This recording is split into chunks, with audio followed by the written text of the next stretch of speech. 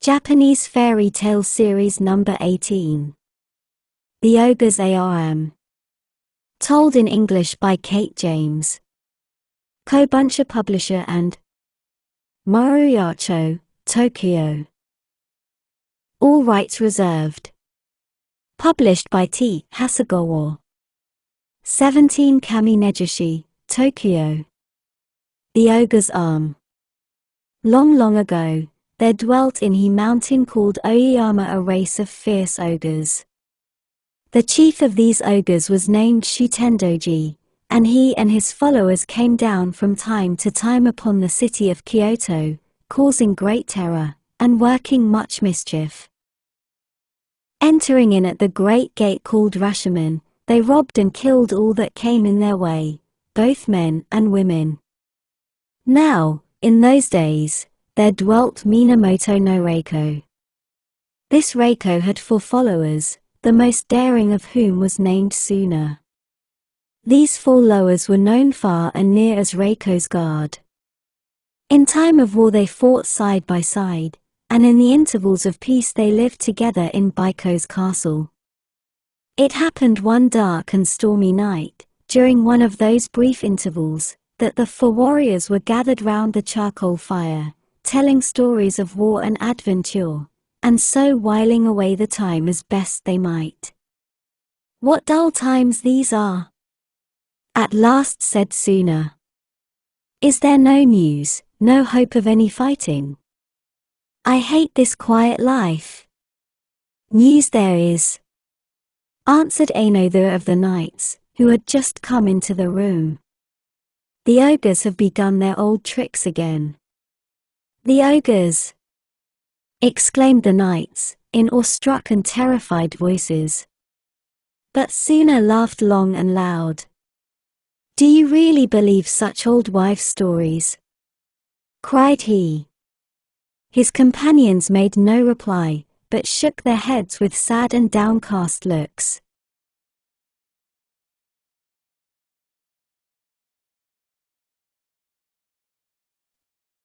With sad and downcast looks. At last, he who had brought the news looked up and said, Suna, since you are so sure that there are no such creatures as ogres, will you go to the Rashomon tonight, and watch there alone? Yes, answered Suna. I will go, and, if needs be alone, although I think one of you might bear me company. But one and all protested that, though fair fight and honorable foe they feared not, yet the ogres they could not, and would not face. Then up rose Suna, and at once began to prepare for his expedition. How can we be sure that you really go to the Rashomon? Asked his companions. What sign will you give us? You know the notice board which stands just outside the castle gate, replied Suna. A new notice was posted upon it this very day. Well, if I carry the board, notice, and all, and plant it down by the Rashomon where all may see it tomorrow morning, will that satisfy you, since my word of honor does not? They all cried out that this would satisfy them, and bade him good speed. That very same night, mounting his horse, and taking the notice board with him, Suna rode alone to the Rashomon, and there awaited if the coming of the enemy indeed there were. To the Rashomon, and there awaited if the coming of the enemy indeed there were. Not a soul stirred abroad or passed through the gateway, for all were in terror of the ogres. Furthermore the night was windy and rainy, and so dark that it was impossible to see a yard before you. Undaunted, the brave warrior kept his dread and lonely watch, and yet no creature came. The night was almost over, dawn was near, the storm had broken out afresh, when a hand, put forth from the roof of the gateway, clutched Suna's head. There, above him, stood an ogre. Of fearful aspect, his horrible head armed with a pair of copper-collared horns. With his strong and bony hand he still grasped Suna's head and tried to lift him onto the roof. Surprised and horror-stricken, Suna was fain to confess to himself that this must indeed be Shutendoji, whose very existence he had doubted. This was no time for thought, however, and Suna at once laid hold of the ogre and tried to pull him down. Then a fierce struggle began. But Suna, being no match for the ogre in strength, would assuredly have been lifted from the ground, had he not succeeded in freeing one hand from the ogre's grasp.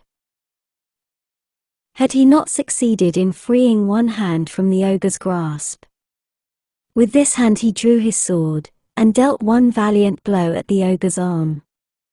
The arm fell, severed at the shoulder, and the ogre fled with a hideous yell. As all search for the monster was in vain, Suna at length took up the arm, and returned with it to Reiko's castle.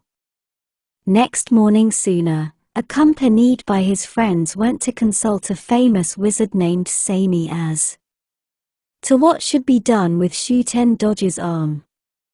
Seimi advised that it should be placed in a strong stone chest, and watched by Suna night and day, for 7 days. But, said Seimi to Suna, you must purify yourself by much fasting and prayer, and spend those 7 days in holy contemplation, holding converse with none. Unless you faithfully carry out my directions, I foresee that misfortune will surely follow.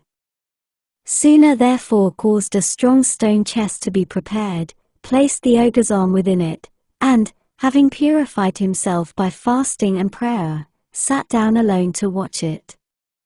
The doors were shut, and all visitors refused admittance. Alone and wrapped in holy contemplation, Suna kept watch and ward. One night, when the 7 days and nights were almost accomplished, came a knocking at the gate. "Who is there?" called out Suna. "It is your old aunt from the country," answered a cracked and feeble voice. "Play open the door." Suna answered, "I am under a vow to hold converse with none, until 7 days be past. I cannot open the door even to my aunt." "I know that," returned the voice, "but I have come a long way on purpose to see you. I am footsore and weary, surely you will not turn me away." Suna still refused for some time, but at last he allowed himself to be persuaded to open the door. "I have heard of your noble exploit," said the old woman as she came in, "and I have come all this long way to tell you how proud I am of my brave nephew." "And where is the ogre's arm now?" she continued, when Suna had thanked her for her kindness in coming to see him. "The arm is in this stone case," said he. "Is it indeed now? Well, would you believe it, although I have lived all these years, yet I have never in my life seen such a thing. Let me pray have one little peep at it." "I am sorry," answered Suna, "but my vow forbids my opening the case, or showing the arm to anyone, even for a moment, until the 7 days are past." At this the old woman burst into bitter tears, refusing to be comforted. Thereupon Suna, who was a soft-hearted young warrior, could withstand her no longer. "Just one look then," said he, and lifted the lid of the chest. The pretended aunt took up the arm, and seemed to be gazing at it in a kind of rapture, when, suddenly appearing in her true shape, which was none other than that of the ogre Shutendoji, she shouted, "My arm is my own again," and immediately vanished through a hole in the roof. Suna, quickly recovering from his surprise, rushed out, but not a trace of the ogre was to be found. Sad and crestfallen, the warrior bent his steps to the house of Reiko, and told him all that had happened. Reiko called his followers round him, and they there and then solemnly vowed that they would one day destroy the ogres in their stronghold of Oyama, or perish in the attempt.